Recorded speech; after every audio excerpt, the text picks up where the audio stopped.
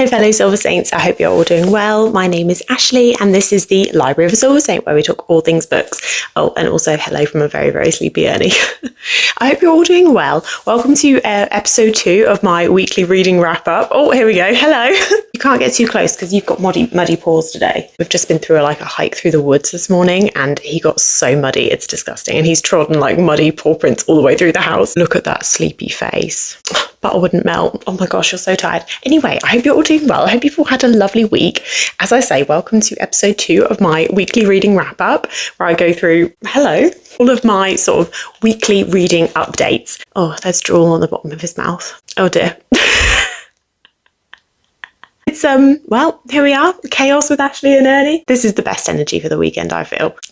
Utter contempt. I just find it easier and a bit more manageable to go over everything sort of every week rather than sort of saving up for the end of the month.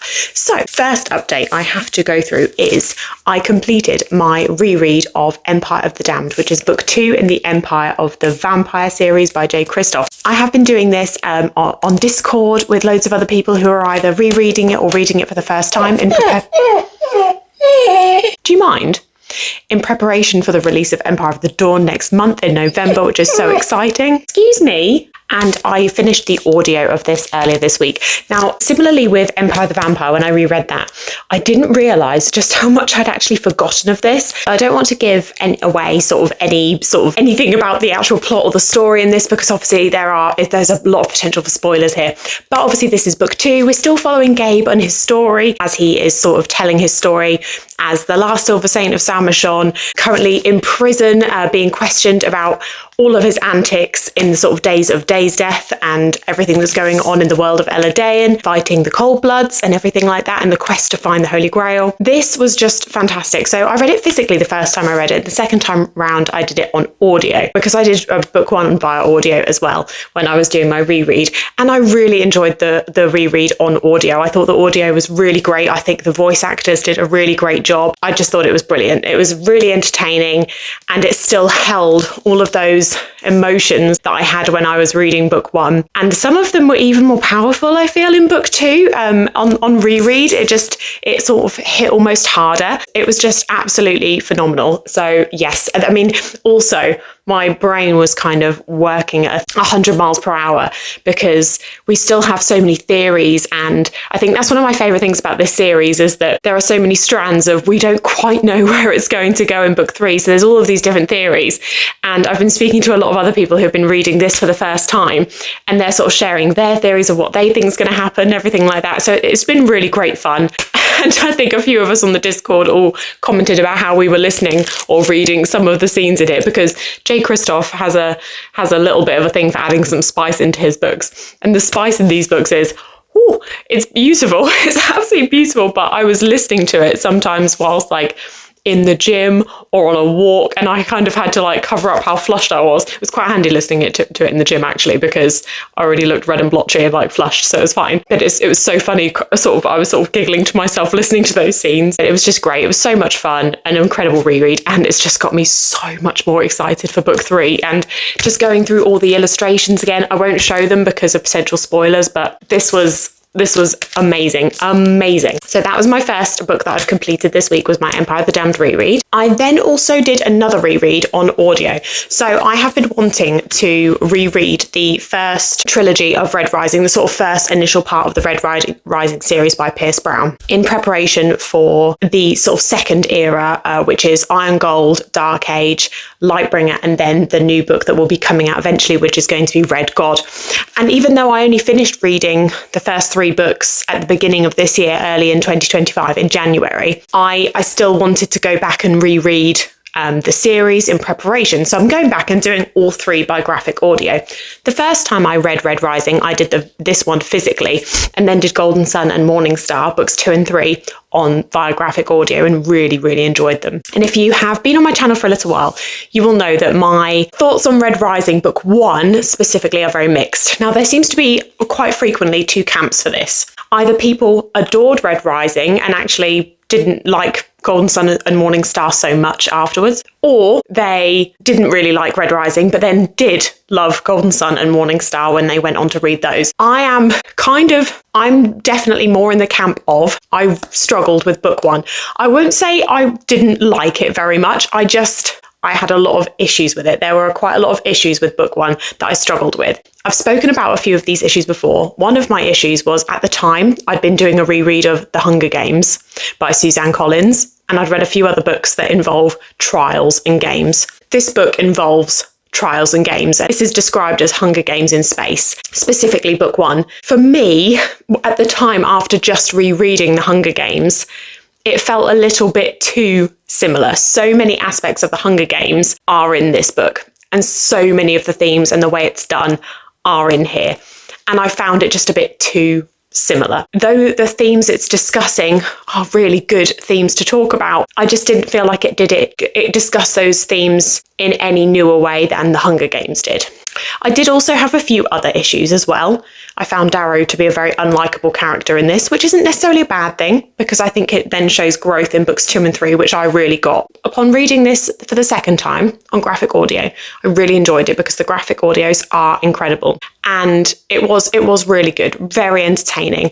My issues that I had with book one do still stand. As in, a bit too similar to the Hunger Games the original story of the Hunger Games for me. So I do still have some of the same issues, but I did really enjoy my reread in terms of experiencing it through the graphic audio on Audible, and I did really enjoy it. I know that the progression does come for me in how I experienced it. The progression will come. The issues that I had in book one, I felt were solved in books 2 and 3. So it was a good reread for me in that sense, and very entertaining, and I devoured it in a few days. So it was really great fun. So that was my second book that I finished this week. I then also completed 2 of my volumes of Berserk. So we've got volume 9 and volume 10. Look at those covers. Aren't they beautiful?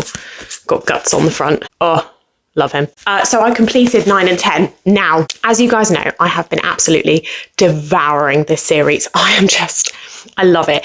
It's one that I'm talking about it a lot at the moment because I'm currently reading Berserk and it's taking over a lot of my reading time at the moment. So I'm absolutely adoring it.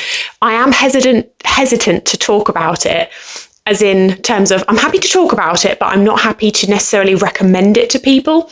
I would never really recommend this series. I would never sort of say, oh yes, you should definitely read that, because it is really heavy. And even though I would say it's heavy right from volume 1, I have to admit, when I got to volume 9, there was a section where even I thought, wow, okay, that was a choice. It was a choice. I had to really reckon with it in my brain a little bit because the themes are so dark.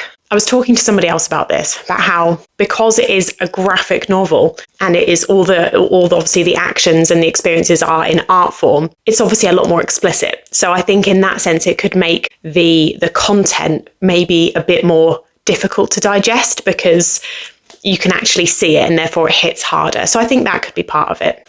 Despite there being some really, really, really dark themes, particularly in this volume 9, that I really had to sort of think, I wouldn't say it really shocked me, but I was a little bit surprised. And even despite those things, I still think this is an incredible series. But I think I have sort of changed from sort of my mindset in terms of talking about it, as in, I'm really enjoying this, but it's because it explores those dark themes and the human condition and human nature. But I wouldn't necessarily recommend it and say to other people, you should definitely give it a go, without letting those people know they should definitely, check their warnings, things like that, because it is really heavy. It's really heavy, but I am still adoring it. Yeah, I completed volumes 9 and 10 of Berserk this week, and will be shortly starting volume 11, which I'm very excited for. And then I actually finished one more book. So I made a list on my screen because if I don't have the physical copy, sometimes I forget. And I read one ebook this week and completed it, which was actually an arc, but that is called Immortal Aberration, and this is by Callum Lotz. He's also the author of Arcoma. Callum very kindly sent me the e-arc for his new, I think it's a novella in part of a series, and it's called Immortal Aberration. This was an absolute romp. Of course, it was a novella, so it was very, very short. So I was able to sort of devour it over a couple of days, which was great fun. It's sci-fi, and it's described by Callum as being ideal for sort of fans of the Sun Eater series, or if people are into Warhammer 40k. Now, I've never sort of experienced any sort of Warhammer content before, but it's something that I'm quite interested in getting into, and I do have a couple of Warhammer novels actually on my Kindle, so it's something that I'm looking forward to getting into one day. So I thought, well, since I'm enjoying and loving Sun Eater and potentially going to be reading some Warhammer at some point, I thought this would be a great place to start. So thank you, Callum, for sending me a copy of this. So in this book, we have a character. Now, forgive me if I pronounce his name wrong, but I believe his name is Ludan. And he is sort of taken on at a young age into a guild. So he is a bit like a mercenary, and it's kind of their job to wipe out and abolish this new age of technology, which is sort of promoting and allowing certain species and races to have immortal life. So it's navigating that theme and that topic of life extending and immortality. And similarly, that is sort of explored in Sun Eater, so I can see where that comes through. This technology is seen in this novella, as being like forbidden and really controversial. And so Ludan is brought into this guild to help try and wipe out this technology. We also have an alien species called the Zenlian, who are absolutely terrifying. I even messaged the author at one point saying I was reading a chapter and there was a description of one of these aliens and it was absolutely disgusting. And I said, oh my gosh, I'm going to get nightmares from this. It really reminded me of, if anybody's seen the 1980s movie, The Thing. It reminded me of that, when the sort of thing is all like transforming and turning into something disgusting. It really reminded me of that. I just had these horrific images in my head. It was really quite disgusting. So I said to him that I take my hat off to that, because it takes quite a lot for me to be quite disgusted and horrified. So well done, Callum, because you did that for sure. But these Zenlian are all kind of like diseased and stuff, and all this disease is spreading throughout the world. So that was all really cool, and just added a layer of sort of danger to what is already a really precarious and dangerous situation. And then at some point, Ludan gains some information about everything that's going on about this technology, and he's kind of faced with a decision, and I found that really interesting.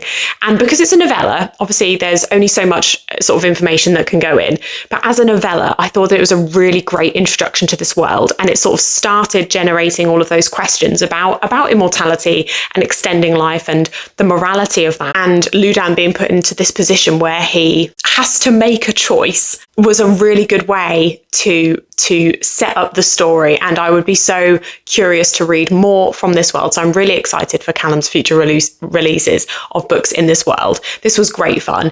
It was packed with action. You've kind of got a brotherhood, you've got the warfare, you've got like the really cool alien kind of horror aspect, which was great.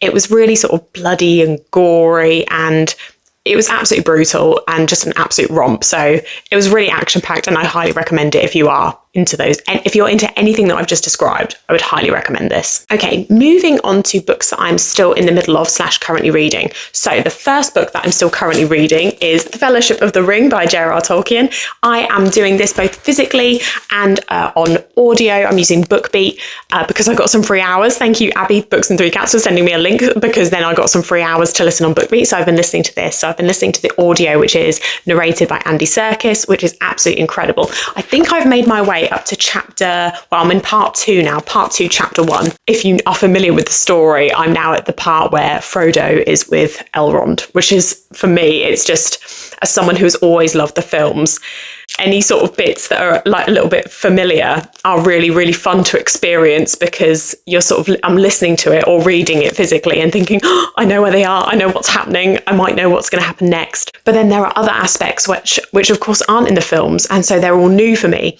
So I met the character Tom Bombadil the other day, and I think he's a very divisive character, I would say, in The Lord of the Rings. I met him for the first time, and reading / listening to him as a character is a completely different experience. Tom Bombadil's character mainly sort of communicates through song. So in the book, you obviously are reading his song. You're just reading it, so you don't really know anything any different. But then when you listen to the audio, he's like singing just constantly. And it is a really, I have to admit, I think his bits I definitely would have preferred to read physically than listen to. But that was all really interesting. And just that sort of added depth to the lore that isn't in the films is just remarkable. And then another part that I've got to this week that I've just been absolutely adoring is anything from sort of chapters 9, 10 onwards. You have Strider, you've got Aragorn's introduction. Aragorn is my favourite character. I absolutely adore him. And so the lore that comes with him as well. And it was the bit when it sort of, you get his, like, he does his little speech about of a poem, like an elvish poem, like, renewed shall be blade that was broken. Oh, it was just absolutely brilliant. I was squealing internally when I was listening to this. And yesterday morning, I took Ernie for a walk through the woods whilst I was listening to the audio, and it felt like I was in Mirkwood. You know, it was kind of like a bit foggy and very grey and dull and like a bit cold. And I was listening to this whilst I was walking Ernie in the woods. I'll put some some footage. I took some footage whilst I was walking, and it was just so moody and atmospheric and perfect, the perfect place to be listening to this. I was talking to Abby about this morning, and she just said, I don't know how to describe it, but this is just everything. And it really is. All of the, like I say, the additional lore from sort of just Middle Earth in general, and all of the histories and the poems and the songs, especially sort of like from the elves' point of view, is just really interesting, and it's just so great. And this is great. So I'm hoping to continue listening to this and reading to this week in my walks with Ernie, and absolutely loving it. So this is fantastic, and it's getting me even more excited for the Two Towers. Another book that I'm still currently reading is My Friends by Frederick Backman. So I've been reading this with my partner. We're kind of doing it as a bit of a buddy read. We are definitely over the halfway mark now, but I had a couple of evenings out this week, so we didn't get to read as much. And then my partner is actually sadly away all next week, so I will not be able to read with him at all next week. So we're going to have to take a little bit of a break from it, sadly. But this is really, it's absolutely heartbreaking. As I say, I've spoken about it a few times before, but Frederick just writes about the human condition in just the most beautiful ways. And he's just a phenomenal writer. So hoping to continue with this, although there's probably not going to be much progress with this week, but still continuing with My Friends by Frederick Backman. And the final book I'm continuing with is Dracula by Bram Stoker. So I'm doing this as a buddy read with Abby, Books and Three Cats. We're doing a chapter a day. We are getting towards the halfway mark. We're making good progress. This is absolutely fantastic. I said this last week, but this is brilliant. This is really good. It's incredibly accessible. It's so accessible. Just because it's a classic, it doesn't mean it's not accessible. This is so readable, so easy to digest. I'm not having any troubles. There's a few moments where Bram writes in someone's sort of dialect. So if they've got a bit of a English countryside dialect, those can be a bit hard to read because they're written as they would be spoken, as they would sound. So those can be a bit difficult. But other than that, it's incredibly digestible. It's definitely sort of getting a lot spookier. Last time when I gave you an update, I said that it was making me giggle quite a lot, which it still is, but it's definitely getting a lot more spooky. Things are really starting to heat up a little bit. One thing that I've absolutely loved about this is actually the introduction of the character Van Helsing. I, strangely enough, did not know that Van Helsing was actually even in this story. I've seen the film Van Helsing many times. It's one of my favourites. I didn't even realise that Van Helsing was even a character in this, which I sound so silly for even thinking that, but I've got him as a character, and it's utterly brilliant. And there are just some really eerie things that are going on in here, and they're kind of subtly woven in, but they build the build what they add to the overall atmosphere, and the sort of heaviness in the air of this is just absolutely fantastic. And I'm absolutely loving it, and I'm sort of highlighting little bits as we're going. Abby and I are having a great time just sort of updating every day. I can't wait to read my chapters every day. I'm loving it. So continuing with Dracula by Bram Stoker. I am also currently reading Demon in White, which is book 3 in the Sunita series by Christopher Rocchio. I'm still doing my chapters every day with Andrew from Brother Grimdark on Instagram. Absolutely loving it. Demon in White is a game changer. It's a game changer for me, guys. No, that's a lie. It's not a game changer because I was loving Sunita. I'm adoring Sunita, but Demon in White is so much more pacey than the other 2 books. Empire of Silence and Howling Dark have really set up the slower moments that people describe, have really set up the culture and the opinions of the seals and the aliens. So when you have the events that are taking place in Demon and White, a huge contrast of opinion to books 1 and 2 is sort of introduced within the story, and it adds to it so much more. But it wouldn't have had the impact that it's having in Demon and White without the foundation that is built in personally for me in Empire of Silence and Howling Dark. I would say that Demon in White is so much pacier than the other two, but as I said, it's impacting so much more because of the foundations that have been set. I'm really enjoying it. The kind of the commentary on, there's a lot of commentary in Empire of Silence and Demon in White about other species and how we treat them and how we, it sounds weird to say it, but how we deal with them, I guess, and how we navigate communicating with them or reckoning with them. And then it poses the question that actually maybe some other species can't be reckoned with, maybe they can't be bargained with, maybe they can't be communicated with, even though we think we can, because humans always tend to think they know best. And it really plays with that. But you have a moral side to it in books 1 and 2. When you come into book 3, it's kind of flipped on its head a little bit.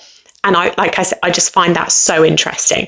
And I'm absolutely devouring it. You've got some really interesting characters and you can't figure out whether they're shady, whether they're trustworthy, whether they're not. It's absolutely incredible. I'm devouring it. And honestly, I could just stop everything that I'm doing and I'm finding it really hard. We're only doing 3 chapters a day. And I'm struggling at the end of the 3 chapters to put it down because I just want to carry on and blitz it.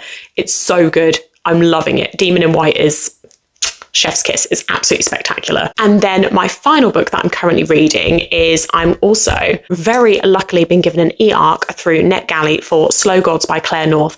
Now, I'm only a few percent into this, so I can't really give a description of this. This is an epic sort of space opera. And from the sort of first 10-15% that I've read, I'm very, very confused.